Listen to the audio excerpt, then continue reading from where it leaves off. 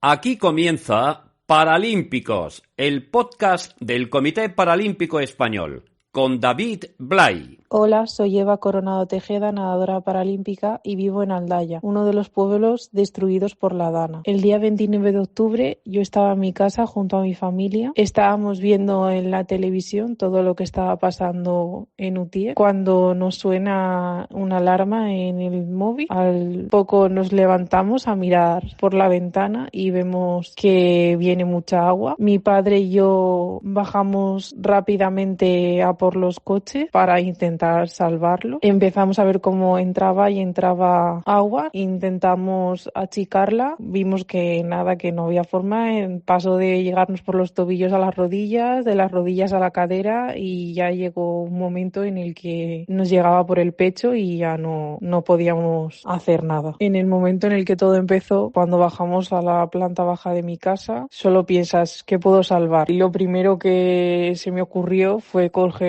unos álbumes de fotos que teníamos, el de la boda de mis padres, el de mi comunión, el del bautizo de mi hermano, intentando salvar más cosas. La elíptica que teníamos en el garaje se me cayó encima, ya ahí el agua me llegaba por el pecho, se fue la luz y conseguí salir, no sé muy bien cómo, pero conseguí salir. Mi hermano me agarró, empezó a subir el agua por la escalera, quedándose a un escalón de la siguiente planta. Cuando ya vimos que no podíamos hacer nada, nosotros vivimos en unos adosados, salimos a una zona comunitaria que tenemos que dar a la calle, veíamos cómo pasaban coches flotando, chocándose unos con otros, solo podíamos esperar, se oían gritos de auxilio y no podíamos hacer nada. Al día siguiente salimos de casa, parecía que estuviésemos en guerra, esto era todo un desastre, estaba todo lleno de fango, coches apilados unos encima de otros, casas derruidas, y al día siguiente pudimos empezar a contactar con conocidos, amigos, familiares, y ahí es donde vi que había algunos amigos que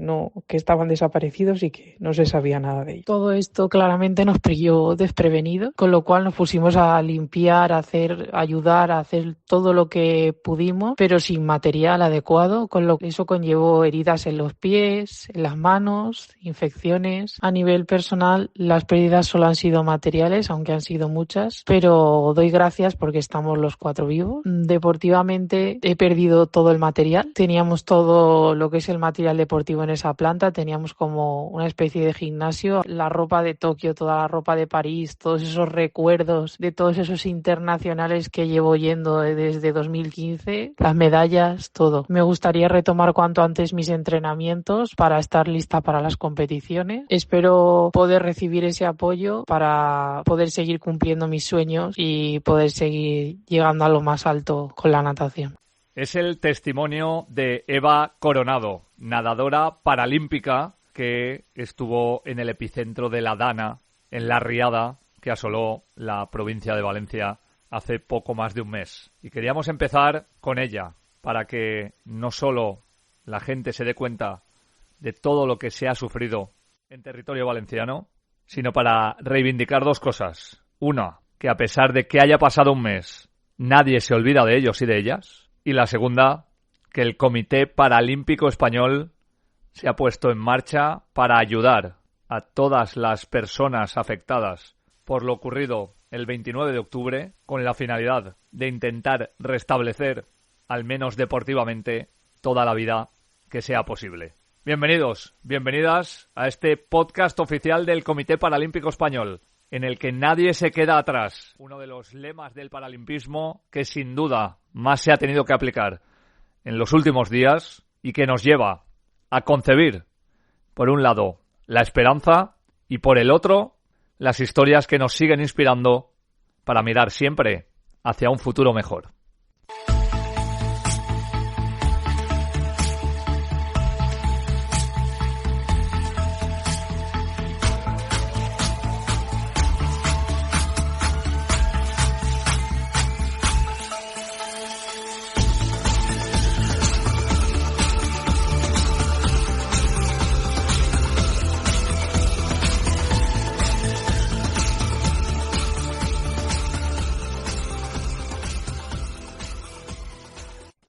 Mirábamos hacia atrás en los Juegos Paralímpicos de París y había un colectivo al que siempre hemos querido darle voz.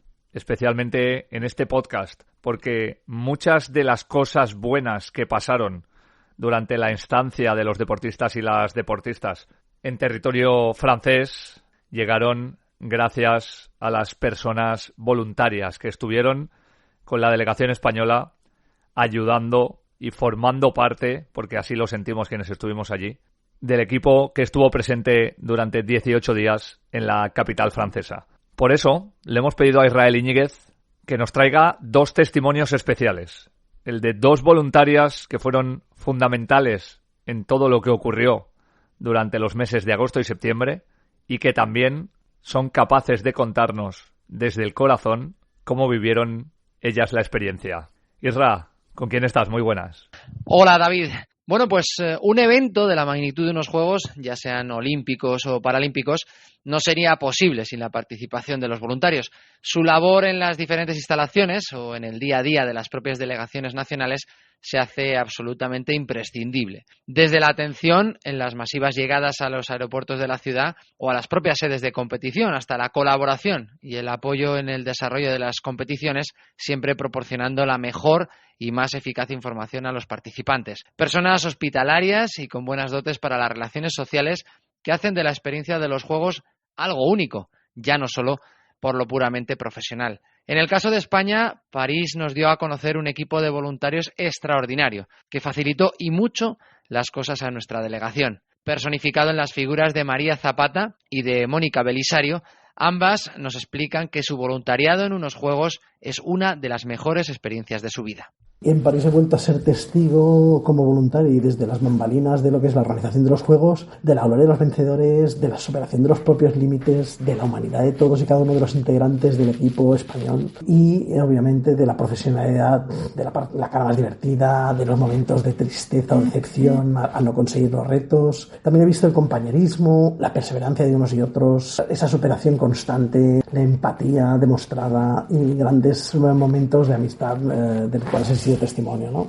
Haber hecho las Olimpiadas y los Paralímpicos es el momento, después de haber tenido mis 2 hijos, el momento más bello de mi vida. Yo pienso que una experiencia igual jamás volveré a tener la dicha de hacerla. El año pasado yo tenía un cáncer, lo superé y eso fue mi regalo. Pero haber estado con España, yo soy latinoamericana, soy venezolana y tengo 25 años viviendo en Francia. Todavía la adrenalina está intacta. Cada segundo lo reproduzco en mi cabeza y las emociones son intensas. En el caso de María, estos han sido sus 4º Juegos y no era la primera vez que acompañaba al equipo español, algo de lo que se enorgullece tremendamente.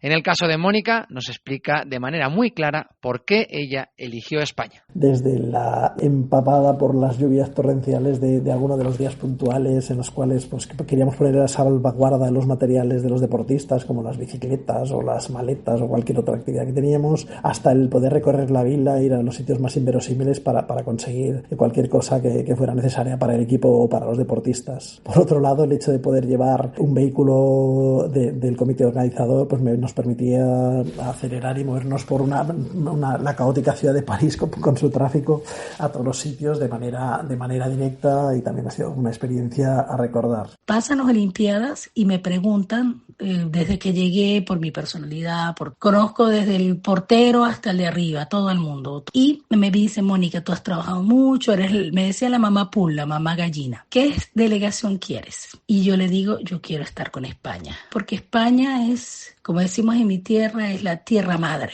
Y mi Valencia que me ha dado tanto, me ha hecho amarla tanto, porque cuando tú corres un maratón es el momento más íntimo contigo mismo. El presidente del Comité Paralímpico Internacional, Andrew Parsons, ya lo dijo en las ceremonias de apertura y de clausura. París cambiará la concepción de la sociedad hacia la discapacidad. Algo que comparte María, cuya experiencia en varios Juegos ya la hacen una voz autorizada. Cumple sus sueños en unos escenarios verdaderamente inolvidables y espectaculares que estaban repletos de público entregado y que he tenido la suerte de ver en primera persona después de mis jornadas laborales y poder vivir y disfrutar en esos momentos tan especiales con los integrantes del equipo nacional, ¿no? Y obviamente, como en tantas otras ocasiones, estoy convencida de que los Juegos Paralímpicos de París cambiarán la mirada que los parisinos tenían hacia las personas con discapacidad, ¿no? Y claro, no solo es el trabajo que realizan en el día a día, sino las relaciones personales que se hacen durante tantos días de competición. Por eso ambas resaltan esa cercanía y esa involucración hasta el punto de vivir los éxitos del equipo paralímpico español como suyos propios. Con ustedes he entendido y por la primera vez en mi vida sentí que tenía mi plaza y muchísimos, éramos 10.500 personas en una ciudad olímpica, de las cuales éramos 1.800 voluntarios, todos juntos con la misma pasión, con el mismo amor, unidos por el deporte, unidos por un mundo único. No sabemos si reciben el reconocimiento que merecen. Obviamente los deportistas son los que ocupan el primer plano y quienes se llevan la atención mediática, y bien merecida, sin lugar a dudas, pero sirva nuestro particular homenaje a todas esas personas que de manera desinteresada participan activamente y hacen posible el mayor evento deportivo, y casi podríamos decir humano, que existe en el mundo. Gracias a María y a Mónica por representar de manera tan extraordinaria los valores del propio deporte y del paralimpismo.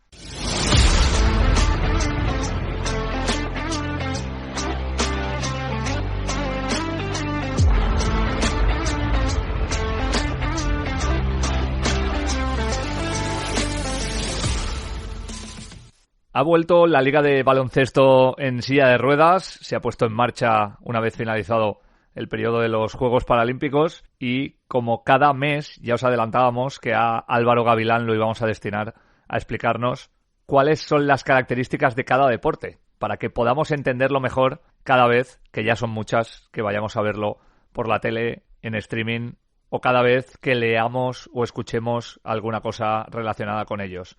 Por eso le hemos querido preguntar cuáles son las peculiaridades del deporte que conocemos como BSR. Hola David, ¿qué tal? Hoy te quería hablar de uno de los deportes paralímpicos más practicados en todo el mundo. Se trata del baloncesto en silla de ruedas. Es uno de los deportes más longevos, ya que se comenzó a practicar para rehabilitar a los soldados estadounidenses que venían heridos tras la Segunda Guerra Mundial, y rápidamente su popularidad se extendió por todo el mundo. Debutó en los que se consideran los primeros Juegos Paralímpicos de la historia, Roma 1960, en el caso de la categoría masculina, mientras que la categoría femenina tuvo que esperar a los Juegos Paralímpicos de Tel Aviv 1968. Se trata de un deporte que tiene muy pocas diferencias con la modalidad convencional. Las dos principales diferencias serían que en el caso del baloncesto en silla de ruedas hay que botar la pelota cada vez que se impulsa la silla de ruedas 2 veces y que los equipos están formados por 12 jugadores. Por lo demás, tanto las normas como la puntuación como el desarrollo de juego es muy parecido, aunque en el baloncesto en silla de ruedas destacan los bloqueos que se realizan entre los jugadores. Otra de las características de este deporte es que cada jugador tiene asignada una puntuación en función de su discapacidad, que varía entre 1 punto y 4,5 puntos, siendo 1 punto para aquellos deportistas con una discapacidad mayor y 4,5 para los que tienen un grado de discapacidad menor. De manera que el quinteto que se encuentra en la pista no puede sumar más de 14 puntos. Poco más que contarte, David. Solo mencionar que en el caso de España hay una liga súper potente que juega cada fin de semana. Y destacar que en estos Juegos Paralímpicos de París contamos con la presencia tanto del equipo masculino como femenino, que quedaron 7º y 8º respectivamente. Un abrazo a todos. Y no solo profundizamos en los deportes, sino también en la historia. Ya sabéis que desde este año el director de comunicación del Comité Paralímpico Español, Luis Leardi, nos trae de manera resumida en su Minuto Paralímpico Histórico qué es lo que debemos saber para tener toda la cultura necesaria con respecto al deporte de personas con discapacidad. La primera estructura que existió en España para regular y organizar el deporte de personas con discapacidad se creó en 1968 y se llamó Federación Española de Deportes de Minusválidos. Sí, habéis oído bien, minusválidos. Una palabra que ahora nos suena fatal, era en esa época la de uso habitual para referirse a las personas con discapacidad. El encargado de instaurar esta federación fue una persona que después fue mundialmente conocido en el olimpismo, Juan Antonio Samaranch, quien en aquella época era el delegado nacional de deportes en la dictadura franquista. La nueva federación englobaba a una decena de disciplinas deportivas y todos los tipos de discapacidades existentes. Se trataba, por tanto, de que cualquier persona con discapacidad tuviera su actividad deportiva regulada en dicha federación, es decir, todo lo contrario a lo que buscamos ahora, que queremos que estas personas hagan deporte incluidos con el resto de la sociedad y no de una forma segregada específica para ellas. Samaranch puso al frente de la entidad a Guillermo Cabezas, un arquitecto, exjugador de rugby y amputado de una pierna, que fue el verdadero padre del deporte paralímpico español. De hecho, se mantuvo como presidente de la Federación Española de Deportes de Minusválidos hasta el año 1987, cuando le sucedió otro de los pioneros de este deporte, Juan Palau. La federación fue la entidad dinamizadora del incipiente deporte paralímpico en los años 70 y 80 y tuvo que lidiar con una gran precariedad para organizar las competiciones nacionales, como campeonatos de España de multitud de deportes, atletismo, natación, baloncesto en silla de ruedas, tenis de mesa, tiro con arco y muchos otros, así como la asistencia a los campeonatos internacionales como los Juegos Mundiales de Stoke Mandeville o las distintas ediciones de los Juegos Paralímpicos por aquella época que ni siquiera se llamaban así entonces. Con muchas penurias, pero también con mucha ilusión y bastantes éxitos, la FEDEM, como se designaba por sus siglas, vio cómo a finales de los años 80 y ya en los 90 se fueron desgajando de ella otras federaciones deportivas según el tipo de discapacidad: ciegos, parálisis cerebral, discapacidad intelectual, y la federación original se especializó en una de estas discapacidades, la mayoritaria entre los deportistas, la discapacidad física, y se convirtió en la actual Federación Española de Deportes de Personas con Discapacidad Física. Vemos que de una federación única con todos los tipos de discapacidad se evolucionó hacia la dispersión en federaciones específicas, pero después se volvió a pensar en el valor de la unión y estas instituciones decidieron trabajar todas juntas de nuevo en una nueva entidad, el Comité Paralímpico Español, creado en 1995.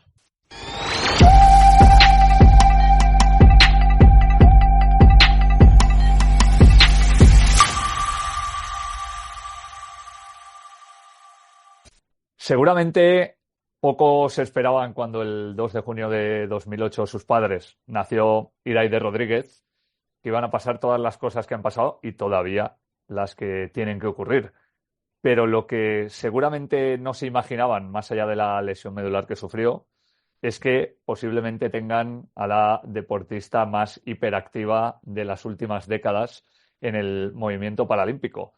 Una adolescente casi llegando a la edad adulta que prácticamente puede competir en cualquier deporte de verano y de invierno y que además en todos los equipos de promesas paralímpicas y en todos aquellos en los que empieza a subir ya de nivel, está destacando enormemente. Ya sabéis que desde este año buscamos hablar con los padres y las madres de los deportistas y las deportistas, primero para que nos cuenten su historia, pero luego también para que inspiren. Hay muchos niños y niñas que quieren hacer deporte y que tienen una discapacidad y a lo mejor sus padres o sus madres no se atreven por una razón muy evidente, y esa la sabes cuando has vivido la paternidad, que es que no conoces el miedo hasta que tienes un hijo.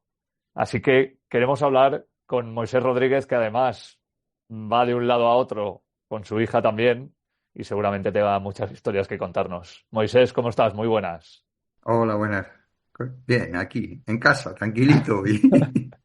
Que no es lo habitual, ¿eh? Porque no es a tu normal. niña le da por viajar por todas partes y hacer todo tipo de deportes y claro, uno ya no sabe si tiene casa o si vive fuera, ¿no? Vivimos más rato en el coche casi que en casa, pero bien, muy divertido. Lo importante es que lo pasamos muy bien, reímos mucho y sobre todo estamos mucho tiempo juntos.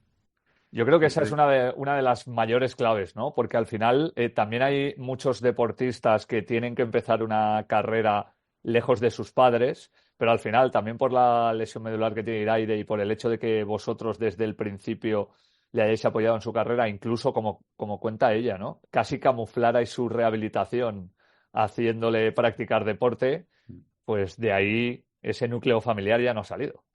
Bueno, fue un engaño y no. Tenía que hacer rehabilitación, no quería hacer rehabilitación, pues como cualquier niño. Y entonces camuflamos la rehabilitación en el deporte y poco a poco fue metiéndose en el deporte y ya está. Y realmente es una forma de rehabilitación, es la rehabilitación un poco más intensa, pero sigue siendo rehabilitación. Te quiero preguntar cómo es ese inicio, ¿no? Porque al final Iraide sufre prácticamente a las horas de nacer esa lesión medular. Ella cuenta siempre que como no ha vivido otra vida que no sea con la silla, pues lo tiene asumido. Pero está la otra parte, que es la parte consciente de los padres que la ven crecer. ¿Cómo son esos primeros años hasta que encontráis ese refugio del deporte? Lo difícil realmente no es la discapacidad. Lo complicado fue al principio. Hasta los 6 meses Iraida era una niña vaga, blandita y vaga. Y el primer diagnóstico que tuvimos, porque yo soy sanitario, mi mujer es sanitaria, y el primer diagnóstico fue que se moría, que la dejásemos en la cunita y que se muriese. Para mí lo más, y para mí, vamos, para mi mujer y para mí, lo más duro fue desde ese diagnóstico, que fue en diciembre, hasta febrero. Porque yo me mataba con la neuróloga diciéndola que quería la prueba de certeza. Y yo me negaba, yo decía, me parece muy bien, pero yo no la pienso dejar a mi hija en la cunita hasta que no tenga la prueba de certeza. Y vino la prueba de certeza y no tenía AME tipo 1. Pero yo ya había buscado otros canales, había hablado con otra gente, con otros pediatras, y cuando acabamos en Toledo, acabamos en Parapléjicos de Toledo, y cuando le dijeron su hija es parapléjica, nosotros dijimos, menos mal que solo es parapléjica. Con lo cual, a partir de ahí, simplemente ha sido trabajar, pues como un hijo más. A otros hijos le dan miedo a la oscuridad, a otros niños no quieren escribir, otros niños le dicen palabrotas, otros niños no comen. Pues mi hija no camina. Ella lo que la fastidia, pues es la espasticidad, los problemas que da la paraplegia. Pero caminar, ella dice, si yo no, a mí me pides algo, yo tengo un genio y me pide un deseo, yo no le diría nunca caminar, le diría cualquier otro problema de los que tengo, pero caminar no. Y de repente, como decíais, claro, pasas de la casi certeza de que no hay salida a la certeza de que, como tú dices, y es una frase que me parece muy potente, tu hija solo era parapléjica, encontráis la manera de integrarla en el deporte, pero imagino que lo que no pensabais es que iba a hacer ciclismo, iba a hacer tenis, iba a hacer esquí, iba a decir, bueno, pues voy a ir probándolo todo para ver dónde me encuentro mejor, ¿no? Claro, si tú cuando a un niño le das todas las opciones, al final las coge. Como ella veía al fisio José, el fisio José era un fisio que se llamaba José, que venía a casa, o que le llevamos a su clínica y le tenía una manía terrible. Entonces se lo cambiamos primero por natación. Después la natación se nos quedó corta y el siguiente deporte fue esquí. El siguiente deporte fue bici. Pero es que ha hecho todo, ha hecho rocódromo, ha hecho apnea. Estaba obsesionada con que quería patinar. Imagínate un parapléjico patinando. La pusimos un reciprocador, unos patines de las tortugas ninja, sus protecciones en las rodillas, en los codos, su casco, y dentro del reciprocador, cuando tú lanzas un pie con la cadera, el otro pie automáticamente se mueve, entonces daba la sensación de que patinaba y la cogía de las manitas y ella iba patinando. Y cuando estuvimos patinando un rato me dijo, papá, esto es muy aburrido, no quiero patinar más. Te iba a decir que contaba Ricardo Ten, cuando él se electrocutó y tuvo las amputaciones, que sus padres le dijeron que si quería coger una lata de una despensa se apañara. Y así fue como acabó teniendo todo el éxito personal y deportivo que ha tenido en la vida, ¿no? Pero también, vámonos a una parte legítima. Me hablabas antes de la frase de tu mujer, de vas a matar a la niña, que evidentemente aparece habitualmente.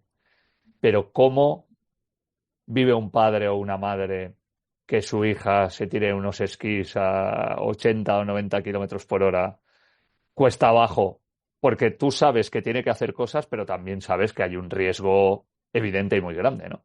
Nuestra hija pequeña tiene 10 años, se hace rítmica.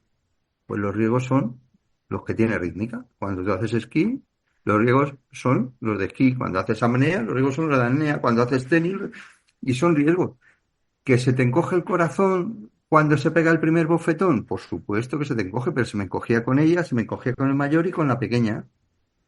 Y una de las cosas que siempre hablo y que siempre digo es que me faltan niños, me faltan niñas, más niñas que niños, me faltan muchas niñas.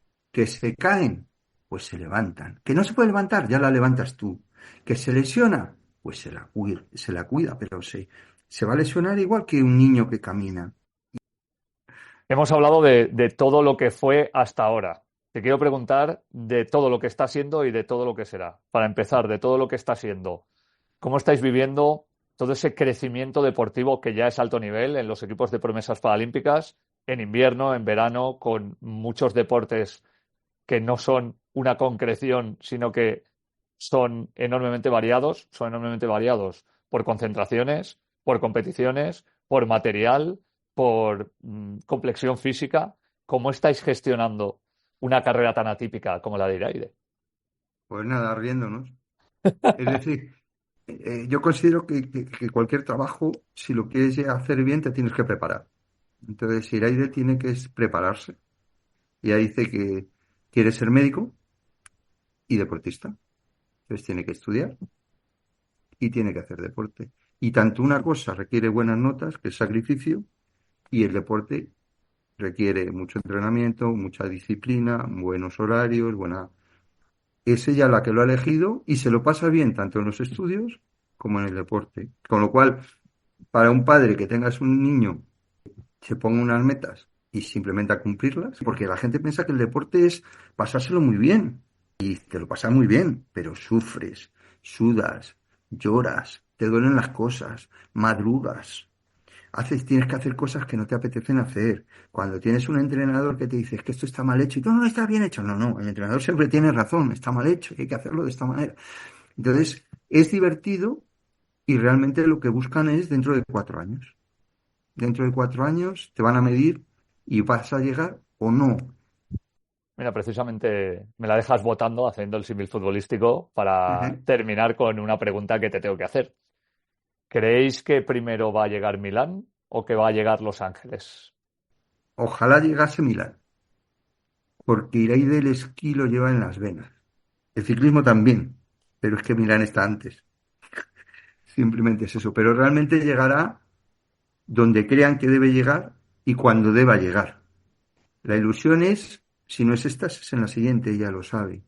Y si no es en las próximas de verano, será en las siguientes. Es decir, tiene 16 años y ella se tiene que preparar muy bien. Sabe que son deportes duros, que la gente se prepara durante mucho tiempo y hay que trabajar. Y entonces solo puedes ir si te lo mereces, si tus entrenadores consideran que tienes que ir. Y no es ningún fracaso no ir. Ella piensa y nosotros pensamos en casa que lo bonito es el camino, ¿vale? Porque luego correr 100 metros, eso lo decía el Usain Bolt. 100 metros son 9 segundos. Pero ¿y lo que se pasa hasta llegar a esos 100 metros? Pues Moisés Rodríguez, de verdad que estoy seguro de que este testimonio va a ayudar a muchos padres y madres a que la próxima vez que pregunten y quieran apuntar a sus hijos o hijas lo hagan. Y que se den cuenta de algo, para mí es clave cuando conocí vuestra historia, que es que el deporte puede ser rehabilitación y puede ser un futuro y puede ser una motivación. Y por eso cada vez más hay que buscar, y es lo que hace Promesas Paralímpicas, a niños y niñas como Iraide. Muchísimas gracias, que siga la racha y ojalá que venga Milán. Ojalá, y si no Los Ángeles, y si no la siguiente, que de verdad no he mirado cuál es. Muchísimas gracias. Un saludo, muchas gracias a ti. Muchas gracias. Nuestra segunda incursión por los consejos que pueden ayudar a mejorar la vida de las personas con discapacidad que practican deporte en base a lo aprendido con los y las atletas de élite nos llevó en el primer mes de este nuevo podcast por la senda de la nutrición, y en los 30 días que dejamos atrás escuchamos también a Manuela Rodríguez del Departamento de Psicología del Servicio Médico del Comité Paralímpico Español, hablándonos de salud mental y de cómo podemos mejorarla en nuestro día a día. ¿Cómo podemos afrontar las primeras semanas de entrenamiento? Los expertos afirman que reanudar los hábitos de entrenamiento y lo que lo rodea, como prestar atención a la nutrición, al descanso y, en general, reemprender una vida saludable, es la fórmula idónea para prepararse física y mentalmente durante el inicio de la temporada. Al recuperar las rutinas anteriores al descanso, se reduce el estrés que origina el cambio, de manera que las rutinas y el orden que producen favorecen de forma directa el desarrollo de los entrenamientos. Estas son las claves. 1. Listo para entrenar. Con las pilas cargadas tras el descanso, tus músculos responden mejor a las sesiones de entrenamiento. 2. Organízate. Deja preparado todo lo necesario para el entrenamiento del día siguiente. Notarás el efecto psicológico de este acto en que te ayuda a mantener la motivación y refuerza tu hábito de entrenar. 3. Piensa en positivo. Sabes que tu mente juega un papel fundamental para vencer la pereza y el cansancio. Piensa en las sensaciones que tendrás después de entrenar. 4. Identifica tus actuales necesidades y establece objetivos. Si tu condición física y necesidades han variado tras el descanso, es conveniente que tus objetivos sean adecuados al momento actual. Plantéate objetivos asequibles a medio plazo. Gestionarás mejor estas primeras semanas. Y 5. Mantén a raya la obsesión. Si realizas tu planificación, conseguirás los objetivos que te has marcado, pero si lo que quieres son resultados lo antes posible, te vas a obsesionar. Los resultados llegarán a su debido tiempo y siempre son mejores de lo que esperamos. Disfruta. Si tomas nota de estas claves, tienes en tu mano todo lo necesario para mejorar física y mentalmente. La historia de los deportistas y de los Juegos Paralímpicos, como ya habéis escuchado y como poco a poco os vamos haciendo saber a través de nuestras nuevas secciones, siempre ha tenido una palabra clara: la superación. Y si hay un obstáculo que hay que superar ahora mismo, sin ningún género de dudas, es la vuelta a la vida normal en la provincia de Valencia. Por eso hemos querido comenzar este podcast homenajeando a través de la voz de Eva Coronado a todas las personas que sufrieron la riada el 29 de octubre y esperando y confiando con toda la esperanza del mundo que a partir del mes que viene todo irá a mejor. Gracias a todas las personas que habéis escuchado este podcast del Comité Paralímpico Español y os esperamos dentro de 30 días para seguir aprendiendo y disfrutando de todo lo que nos trae el deporte de personas con discapacidad.